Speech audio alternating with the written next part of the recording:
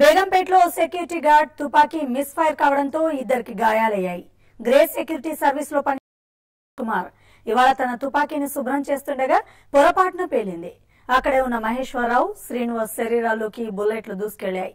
వీరిని హుటాహుటిన సోమాజిగూడలోని యశోద ఆసుపత్రికి తరలించారు. వారిద్దరి ఆరోగ్య పరిస్థితి నిలకడగా ఉందన్నారు వైద్యులు.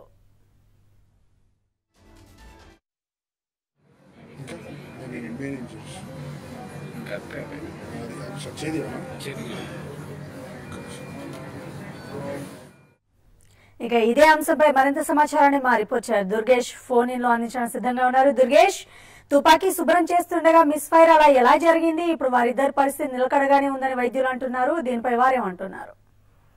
బేగంపేట పోలీస్ స్టేషన్ పరిధిలో ఉన్నటువంటి గురుమూర్తి లైన్ లో ఉన్నటువంటి యాక్సిస్ బ్యాంక్ అంటే తెలంగాణ వ్యాప్తంగా ఉన్నటువంటి ఏటీఎం సెంటర్లకు అమౌంట్ లావాదేవీలు ఇక్కడ నుంచి జరుగుతాయని చెప్పేసి నిర్వాహకులు చెప్తున్నారు.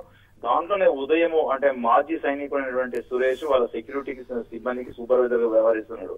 తన సెక్యూరిటీ సిబ్బందితోని గన్ను ఏ విధంగా వాళ్ళు వాడుతున్నటువంటి డబల్ బ్యారెక్ గన్ ఏదైతుందో దాని తుపాకీని శుభ్రం చేసుకుని ఉన్నారని వాళ్ళతో మాట్లాడినటువంటి జరుగుతుంది. మాట్లాడిన సందర్భంలోనే చేతిలోకి తీసుకొని ఒకసారి ఎలా ఉందో చూద్దామని శుభ్రం ఎలా చేశారని చెక్ చేసిన సందర్భంలోనే అది పేలినట్టు కూడా అక్కడ చెప్తున్నటువంటి సాక్షి చెప్తున్నారు. ఒకేసారి ఆ లోపల నుంచి వచ్చిన తూటాలు బయటికి రావడంతో వెనుక లైన్ ఉన్నటువంటి ఇద్దరు వ్యక్తులకు దూసుకుపోవడంతో కాళ్లకు, చేతులకు, అదేవిధంగా ఫేస్ పైన, కడుపులో ఈ రెండు చోట్ల కూడా తీవ్రంగా గాయాలు పడుతున్నాయి. ఇక్కడ స్థానికంగా ఉన్నటువంటి హాస్పిటల్ తరలి మరి మిస్ఫైర్ అయ్యిందా, ఇంకేమైనా జరిగిందా అనే కోణంలో కూడా బేగంపేట పోలీసులు కేసు నమోదు చేసుకుని దర్యాప్తు కొనసాగిస్తున్నారు. కొద్దిసేపు క్రితమే ఫింగర్ ప్రింట్స్ క్రూసింగ్ కూడా వచ్చి రంగంలో దిగి అక్కడ ఉన్నటువంటి ఫింగర్ ప్రింట్స్ ఏదైతే గన్ను సంబంధించిన వివరంగానే అక్కడ స్థానికంగా ఉన్న లోపల ఘటన స్థలంలో కూడా వాటన్నిటి కూడా అనాలు కూడా సేకరిస్తున్నారు.